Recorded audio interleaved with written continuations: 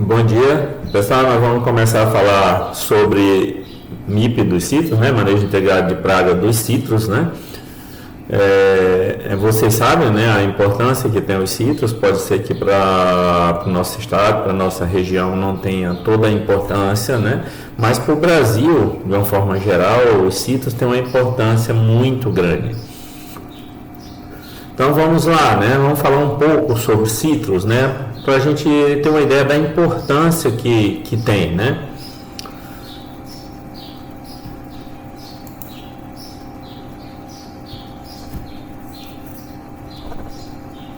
Então vamos lá, nós temos aqui como os principais representantes, né, do grupo aí, né, dos citros, a laranja, né, que a gente conhece muito bem, o limão, a lima, pomelo, tangerina, são os principais representantes, tá, dos citros.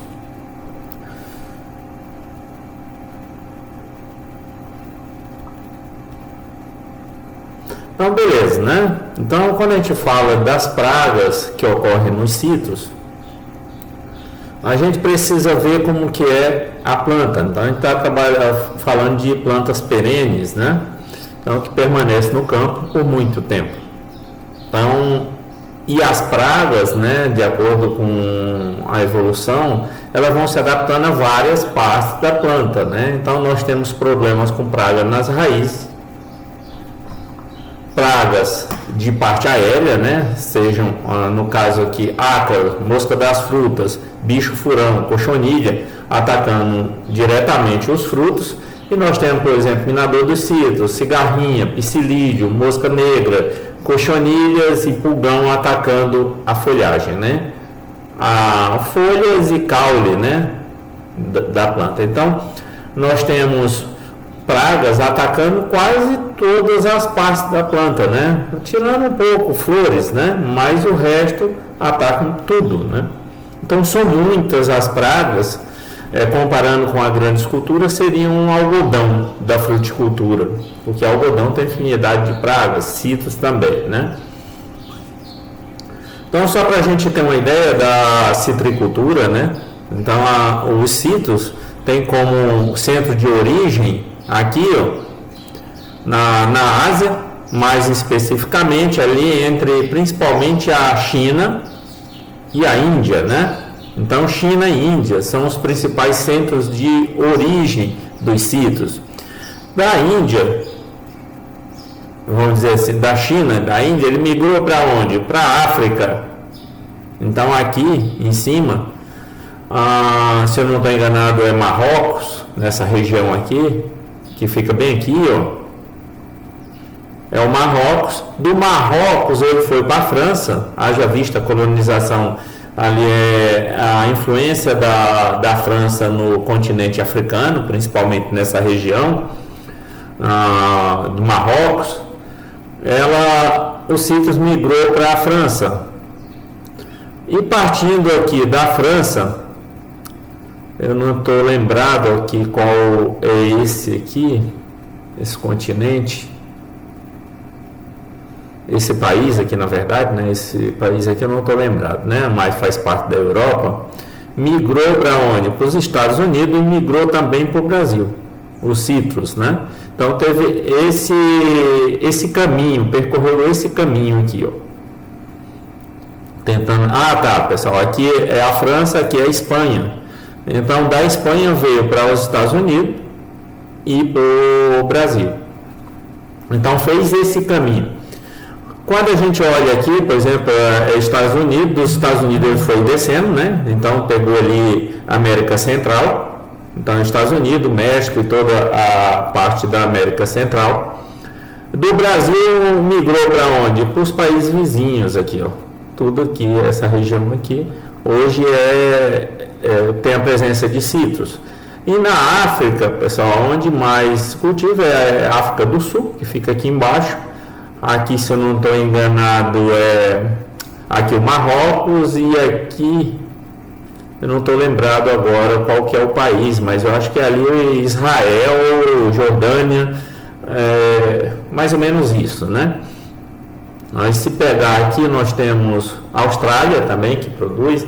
Então a gente vê uma faixa mais ou menos tropical, de clima mais ou menos tropical. Eu falo aqui, mas os Estados Unidos? Os Estados Unidos se restringe à Flórida, né? A região da Flórida que tem a presença de citros, né?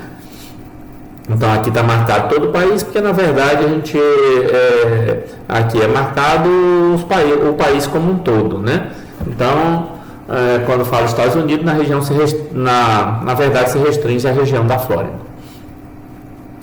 Beleza, aqui só para a gente ter uma ideia da importância dos citros. Dos citros tem a extração de suco, a extração de polpa, óleo da casca. Aí nós temos como resíduo a casca, o bagaço e sementes, né, desse processo aqui. Então, para cada 1.000 quilos, a gente tem aqui, né, a quantidade, 30 quilos de polpa, óleo de casca 3 quilos, e o restante, 413 quilos, é só resíduo, né.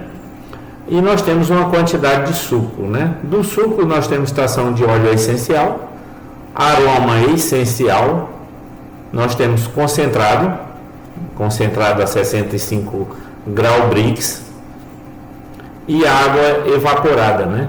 A quantidade de água que evapora disso. Então, aí para você concentrar o suco. Então, só para vocês terem uma ideia, o que é exportado do Brasil, por exemplo, para os Estados Unidos, é somente isso aqui, ó. Tá? Todo o processamento é feito aqui no Brasil e vai dessa forma para os Estados Unidos. E lá, claro, é embalado e comercializado. Então, boa parte das empresas, né, que recebem esse suco são empresas brasileiras. Ou seja, o Brasil produz e exporta para empresas brasileiras nos Estados Unidos e lá é embalado e é comercializado. Então, aqui nós temos, né, voltando ainda, né, a situação lá, como que é. E aqui nós temos a fenologia, né, fenologia da planta. Então, por que a gente precisa entender a fisiologia? E quando a gente fala de fisiologia, a gente está falando de quê? De desenvolvimento de novos ramos. Por que isso? Porque é onde a gente tem a ocorrência da maior parte das pragas. Então, nós temos frutificação, nós temos o florescimento. Então, indução floral, evocação floral, iniciação do florescimento, morfogênese do florescimento e a frutificação, fase 1, fase 2, fase 3, né? Então, quando tem a emissão de brotações novas, em sequência a gente tem o aparecimento das flores. Então, nós temos que ter um cuidado muito grande, porque toda essa brotação nova é um prato cheio para algumas pragas importantes da cultura dos citros, tá? Aqui só a título de curiosidade. Mas beleza, vamos falar das pragas propriamente dito, que é o que mais nos interessa, né? Então, primeiramente, nós vamos falar de uma praga que é extremamente importante, inclusive para a nossa região aqui. Então, com certeza, vocês que têm um contato com alguém que tem sítio, que alguém que tem um cultivo de limão, ou tem laranja, pocã, outro, sei lá, morcote e outros, né, que cultivado em chácaras, em fazendas, com certeza vai ter problema com esse ácaro, chamado de ácaro da leprose. Com certeza muitos de vocês já viram sintomas, mas vocês não associam com isso aqui. Então, a partir de hoje, vocês vão entender que todo aquele sintoma que vocês veem nas plantas e muitas vezes nos frutos, no comércio, aquele problema é causado por esse ácaro, chamado de ácaro da leprose.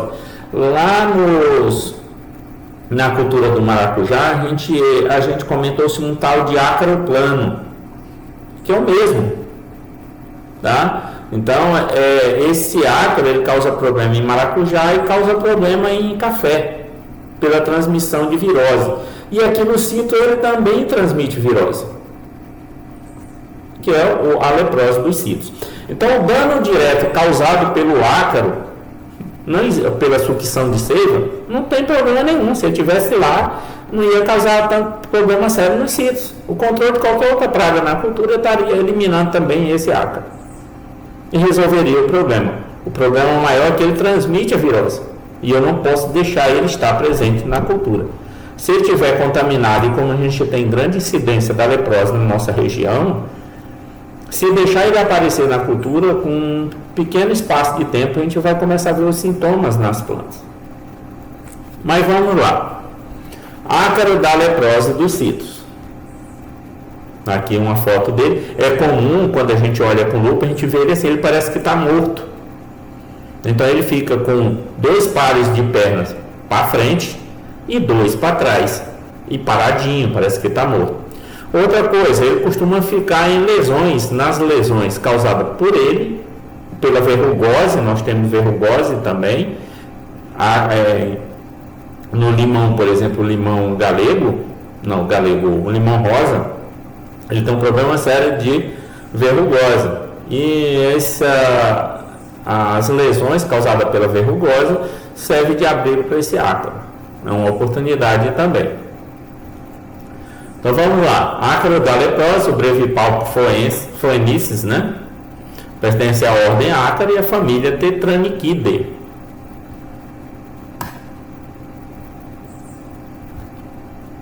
Pessoal, preciso dar uma confirmada depois, mas eu acho que pode estar errado aqui a família, tá? Mas vou confirmar e amanhã, quando a gente for questão de tirar dúvida, a gente corrige se tiver errado aqui. Então, pessoal, quais são as características desse ácaro? Ele tem 0,3 milímetro de comprimento. Então, olhem numa régua, 0,3 milímetro. É um ácaro muito pequeno, acho que até menor que o ácaro branco. Então, é difícil de você ver. Você vê a lesão, mas não vê o ácaro. Você precisa estar olhando com lupa. Tem coloração avermelhada. Possui manchas escuras no dorso. Se você olhar aqui, deixa eu tentar ampliar um pouco para vocês verem. Ó, aqui, deixa eu ver aqui, a gente vê melhor. Ó, essas manchas escuras aqui na região dorsal, né, característica. Ele é achatado, então por isso que lá no maracujá a gente chama ele de ácaro plano. O macho é menor e sem manchas escuras, então o que você mais observa é a presença de fêmeas. Claro que você vê aqui, ó, aqui, tá? Possivelmente é um macho, ele não tem manchas escuras, mas ele é bem menor que a fêmea. E a disseminação ocorre pelo vento, aves, insetos e pelo próprio homem. Então, a gente andando na lavoura, se a gente não tiver cuidado, a gente termina transportando esse ácaro para outras plantas. Trânsito de veículo pode fazer isso também. As aves, quando sentam nas plantas, também podem, esse ácaro, subir nessas aves. E quando ela for para outra planta, carrega ele. Tá? Os insetos fazem isso também. Principalmente formigas, né, que tendem a subir na planta para se alimentar, depois a gente vai explicar mais um pouquinho, e termina transportando também. Então, e o vento, porque ele é muito pequeno, mas eu acho que é maior pelos insetos e aves do que pelo vento e pelo homem. Então aqui nós temos o ciclo, tá? Não temos aqui a quantidade, tá aqui a duração, mas não temos cada fase, quanto que dura. Então o ciclo sofre influência da temperatura, claro, né? Temperaturas mais elevadas, o ciclo tende a ser mais curto. A gente tem aqui a duração de 14,4 a 43,5 dias. Então nós sabemos que quanto maior a temperatura, claro, até um certo limite, a tendência é que o ciclo nesse caso do ácaro, ia falando do inseto, né, do ácaro, tende a diminuir. Se a temperatura baixa, o ciclo tende a aumentar. Tá? Então nós temos aqui para a gente aqui a duração do ciclo está entre aí 15 no máximo 20 dias, ciclo completo. E é um ciclo até longo quando comparado, por exemplo, ao ácaro branco, que o ciclo é de aproximadamente uma semana. Tá? Então um ciclo muito curto. Esse aqui até que é um pouco mais longo se comparar. Então vai dar praticamente uma semana a mais do que o ácaro branco. Então, beleza, né? Nós temos aqui o ciclo, uma fase de ovo, uma fase de larva, uma proninfa deutoninfa e adulta. Então, essas fases aqui, ó, ele vai ter uma fase de ovo, uma fase de ninfa e uma fase adulta. Tá? Ele não tem uma fase de pupa. Então, ele vai ter larva. Por que larva? Deu uma verificada. O que tem diferente dessa fase para essa fase? Então, larva. Quando a gente fala larva, a gente já recorre, por exemplo, aos insetos, que tem no caso dos besouros, tem uma fase larval. Então, se você comparar esse com esse, você vai ver que esse aqui tem 1, 2, 3, 4 pares de pernas. Quando eu comparo com esse, vai ter 1, 2, 3. 1, 2, 3. 3 pares de pernas. Aí você viu, ó, mas a principal separação entre um ácaro e um inseto é porque o inseto tem 3 pares de perna e o ácaro tem 4. Mas esse aqui tem 3. Como que separa ele do inseto? Porque esse aqui é o primeiro estágio, ou que a gente fala, por exemplo, ninfa 1, o primeiro estágio ninfal, esse indivíduo tem 3 pares de perna. Quando ele parte, vamos dizer, a partir do segundo, ele passa a ter 4 pares de perna, 4 pares de perna e vai continuar com 4 pares de perna, tá? Mas o primeiro tem 3 pares, certo? Então nós temos um estágio de ovo, um estágio de ninfa e um estágio adulto. E aqui essa protoninfa a deutoninfa é a fase que antecede a fase adulta.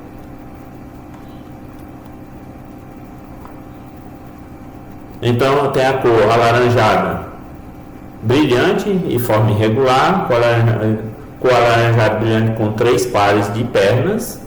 Então aqui ovo, aí depois passa por 3 pares de perna. E o adulto tem, isso aqui é a ninfa 1, tá? Nós temos mais de um estágio ninfal. O estágio adulto com 4 pares de pernas, só para a gente confirmar. Ele infesta os pomares durante todo o ano. Então você pega, por exemplo, às vezes laranja, a gente colhe. Mas se eu tenho um pé de laranja, às vezes eu tenho uma laranja madura, eu tenho uma laranja tamanho médio, tenho uma laranja pequena e às vezes tem flor. Então eu vou ter sempre um alimento para o ácaro. Não tem jeito, um local para o ácaro. Ele gosta bastante dos frutos. Mas, claro, vai atacar também ramos, sem problema nenhum. Uma ocorrência nos meses de seca. Tá? Então, no período seca é o período de maior ocorrência, ou seja, alta temperatura e baixa umidade. E ele é transmissor do Citrus leprosus virus, o vírus da leprose dos citros. E ele adquire o vírus numa planta doente, claro, e depois ele vai transmitindo para as outras plantas, na picada, que a gente chama de picada de prova. Então ele vai testar o alimento, no momento em que ele testa o alimento, ele injeta o vírus. Então eu não posso permitir a presença dele na área.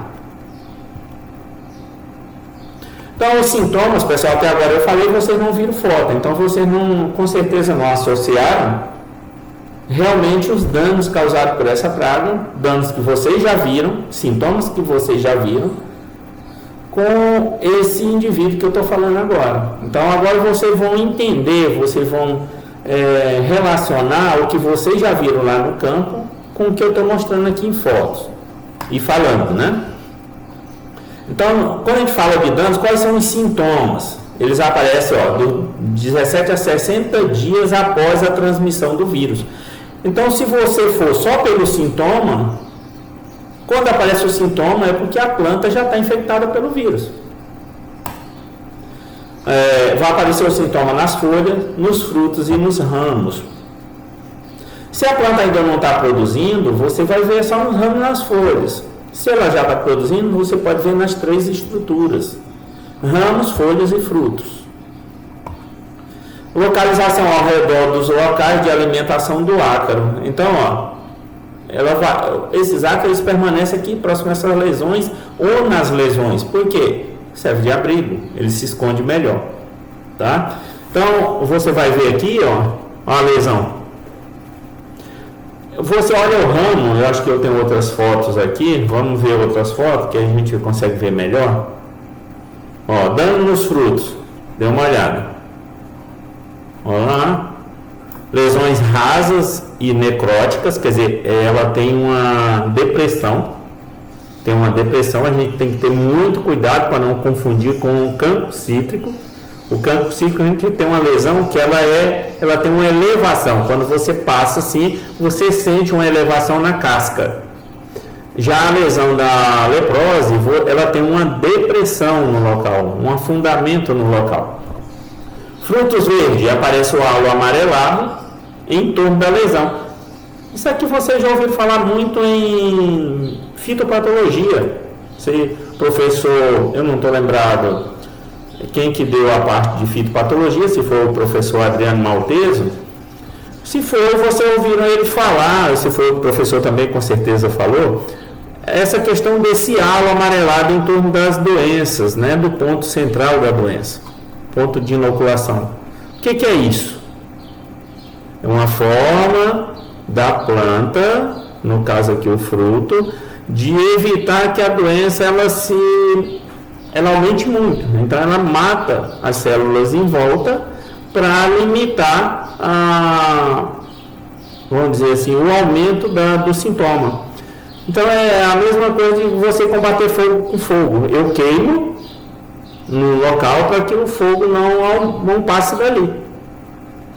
Então se chama combate a incêndio, fogo contra fogo. Aqui é a mesma coisa, ó. Só que o problema é que às vezes a quantidade de pontos de lesão é tão grande que elas vão se juntando, ó. E aí, claro, chega um momento que o fruto não suporta esse amarelo e ele cai antes do tempo, né? Então a gente tem aqui, ó, à medida que ele amadurece, as lesões se tornam escuras, marrons, aí destaca também, né? Porque do amarelo em relação ao marrom se destaca também.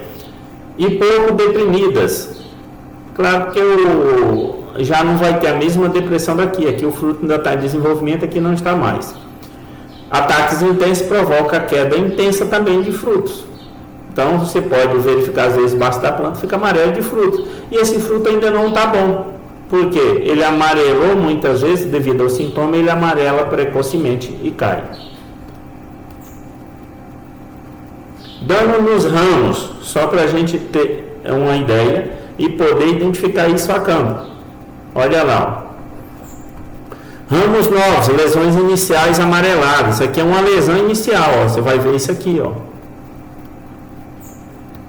Claro, esses ramos começam a cair folha. Então você pode ter uma intensa queda de folha. Tá vendo os pontos aqui? Isso é a leprose. Depois eu vou falar algo mais drástico para vocês quando a gente for falar de controle, né? Olha lá, ó. Aqui é uma condição já mais evoluída. Fica como se fosse descamando o ramo da planta. Isso não é normal. Uma planta normal, isso não é goiaba, né? Então isso não é para acontecer. Quando acontece isso aqui, significa que ela está infectada pelo vírus.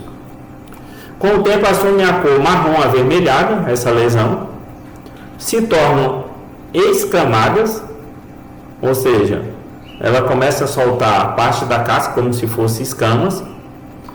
Grande quantidade, ou uma infestação alta, ocorre morte dos ponteiros e seca dos ramos. E ela começa a secar da ponta para a base, esses ramos, porque, é claro, os insetos têm uma preferência pelas partes mais novas, então a infecção começa muitas vezes nas estruturas mais novas e depois evolui, né, para a base. Então, é um sintoma que você vai verificar. E dano nas folhas, que você verifica nas folhas, isso aqui, ó, pequenas manchas. São anéis necróticos, no centro podem ocorrer necróticos no centro, que podem ocorrer. Isso aqui, ó, marrom e amarelado em volta, em grande quantidade, queda prematura das folhas. Então, altas infestações ocorrem uma queda prematura. Na evolução do sintoma, a gente vai verificar isso, pessoal. Lesões arredondadas e lisas, ó a quantidade. Isso são lesões concêntricas. Vou verificar aqui. tem o ponto e depois você vai ver, nesse caso aqui, uma parte um pouco esverdeada em volta da lesão e depois amarela, uma forma de reter. Mas aí, como foi picado em vários pontos, você tem uma convergência dos sintomas e a folha termina amarelando toda e caindo. E aqui, já mais evoluído, a gente vê que a folha está praticamente toda amarela. Então, coloração verde pálida amarela. E vamos dizer assim, posterior a isso é a queda das folhas. Então, pessoal, monitoramento. Como que eu vou fazer isso? Com a constatação da leprose. Monitorar semanalmente nos meses mais quentes. Eu sei que existe leprose na região próxima, eu tenho que monitorar semanalmente nos meses mais quentes. Quinzenalmente nos meses mais frios. Então, para a gente aqui, a gente esquece isso aqui, ó. Para o Brasil, a gente tem locais que a gente pode avaliar isso. Para a gente é monitorar semanalmente, já que para a gente o ano inteiro é quente. Observar pelo menos 20 plantas e 3 frutos ou folhas por planta. Então, não tem frutos, eu avalio só folha. Então, eu posso avaliar frutos, quando tem frutos, tá? Tem preferência pelos frutos. Se eu quiser observar 20 plantas e folhas, nas 20 plantas, observar folhas e frutos, beleza. Se eu quiser observar só fruto, tudo bem, mas é interessante que eu observe tanto folha quanto frutos. Nos ramos também posso? Posso, mas aqui é bem mais fácil de fazer uma avaliação. Com uma lupa de 10 vezes de aumento. Isso aqui é interessante, eu tenho que ter uma lupa para detectar a presença do ácaro. Tá? Porque se eu estou fazendo avaliação semanal, e isso é logo após o transplante, eu posso avaliar isso inclusive em viveiro, para não carregar o problema já do viveiro. Tá? Então, e quando eu coloco no campo, eu tenho que já começar a avaliação, porque a infecção das minhas plantas pode começar em fase de muda, né? Recém-transplantada. Então, o nível de controle é de 15% das plantas que eu avaliei, né? Com um ou mais ácaros. Então, a partir de 1. Tá? Então, se eu conto as plantas e eu pego essas plantas, quando eu vejo um ácaro, já é contato com uma infestação. Então, eu tenho que ter 15% ou mais de ácaro, ou 5% em talões que houve infestação na safra anterior. 15%. Mas se na safra anterior já começou a aparecer ácaro, eu já reduzo isso para 5%. Então, o meu cuidado é redobrado, o meu nível de controle diminui bastante. E o controle, o que eu vou fazer? Controle da leprose é baseado em medidas de redução das fontes de vírus e da população do ácaro. Então, vamos lá. Controle cultural, muda sadia, livre de ácaro e de vírus. Então, o negócio de muda sadia para a gente é complicado, porque a maior parte das mudas que a gente compra vem de fora. E dificilmente você pega essa muda, eu coloco no local, faço uma intensa aplicação, deixo ela, não coloco direto no campo, mas eu faço pelo menos aí por umas 2 semanas, aplicando inseticida, vamos dizer, umas 2 vezes por semana, ou acaricida, na verdade, para me livrar totalmente do ácaro. Agora não vai dizer que eu vou ficar livre do vírus, porque se minha planta já estiver infectada, não tem como. Ou eu posso passar por uma quarentena. Então, comprei minhas mudas, eu deixo num determinado local, controlo, passo o acaricida e avalio para ver se a planta começa a apresentar, nesse período de quarentena, a sintoma da virose. Aí eu descarto as plantas. Poda de limpeza. Isso aqui é interessante, isso aqui se chama convivência com a doença. Então eu sei que a planta está com leprose e eu não quero arrancar ela. O certo seria arrancar, porque, lembrando bem, vocês já viram isso, principalmente com o professor de fitopatologia, que é uma planta com virose é uma planta condenada. Ou seja, não existe controle de vírus. Tá? Uma vez que esteja com vírus, o correto seria eliminar essa fonte de inóculo.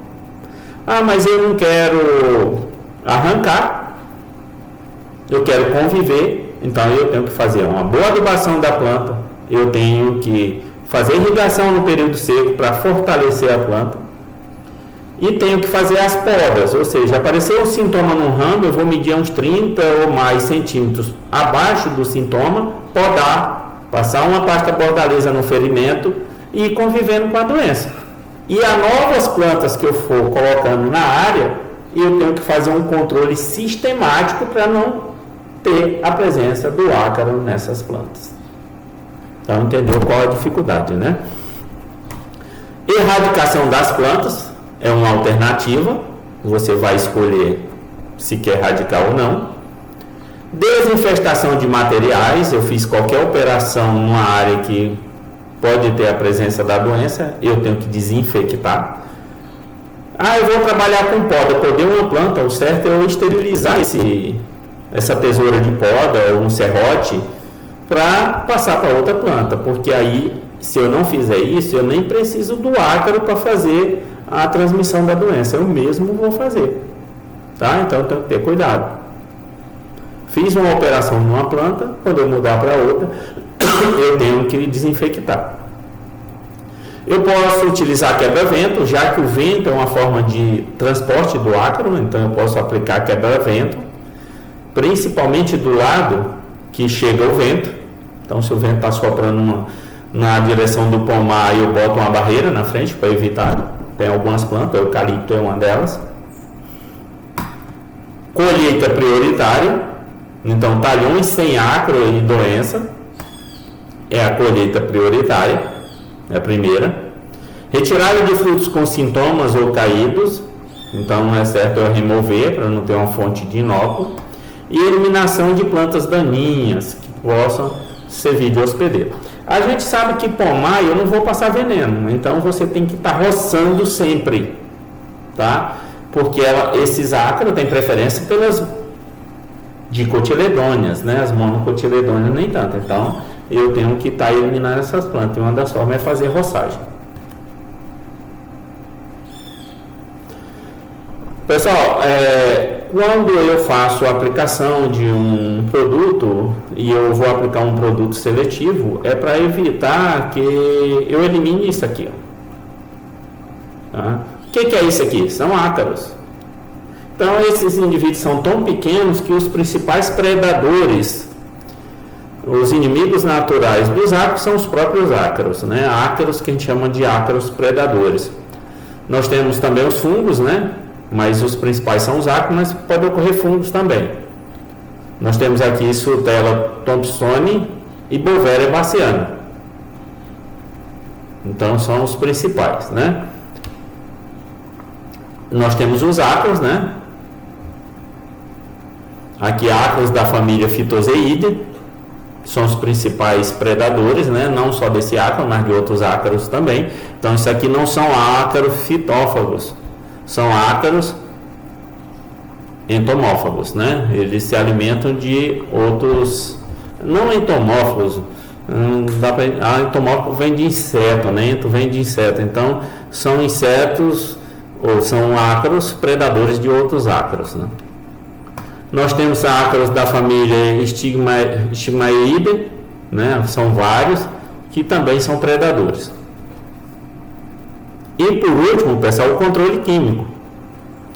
O ideal é que ocorra também a rotação dos ingredientes ativos. Isso é normal para insetos e para ácaros. Ou seja, fazer rotação de princípio ativo para não induzir a resistência. A pulverização deve ser feita de modo a obter uma boa cobertura e deposição do acaricida na planta. Então, quando eu falo de boa cobertura, eu estou dizendo o quê? Que eu estou aplicando um produto de contato e não um produto sistêmico. Produto sistêmico não precisa ter uma boa cobertura, ele vai ser translocado pelo sistema vascular da planta, mas o de contato sim. Então, quando você olha aqui, ó, enxofre inorgânico, enxofre, nós temos piretroide, ó, enxofre, ó, classe 4. Como não tem uma classe não tóxica, esse aqui ele se enquadra na faixa verde, que é produto pouquíssimo tóxico, né? Então o enxofre ele se encaixa aí. Então eu posso, inclusive eu posso aplicar em agricultura orgânica também, né? Fenpropatrina é um piretróide, tá? Aqui é o princípio ativo. Fenpropatrina, né? O princípio ativo é que nós temos grupo químico, né? Óxido de fenbutatina, organoestânico, também você pode aplicar. Propagite, sulfito de alquila, só que é bem tóxico. Se você olhar aqui, ele é classe 1, aqui é classe 1, semelhante aos piretróides. Então eu tenho que ter muito cuidado. Um indicativo, se eu quero me proteger proteger a planta contra ácaro, o ideal é você trabalhar aqui, ó. Trabalha com enxofre. E aí eu vou estar aplicando enxofre praticamente, se eu estou fazendo de modo preventivo, a cada 2 semanas aí, eu fazer uma aplicação de enxofre em minhas plantas ainda no viveiro ou quando eu transplanto. Se eu comprei as mudas, é interessante eu deixar um período aí de pelo menos aí uns 2 meses, né, no balainho, regando, tudo bonitinho, e controlando, passando enxofre para evitar que ácaro infeste essas plantas e verificar se elas não já vieram infestadas. Se elas vierem, elas vão começar a apresentar o sintoma da doença. Aí eu descarto, antes de colocar no campo. Então, o cuidado que a gente tem que ter. Bem, pessoal, a princípio, ao início, a gente ia falar só sobre esse ácaro nesse vídeo e daremos continuidade no próximo vídeo. Obrigado a todos e tenham um bom dia.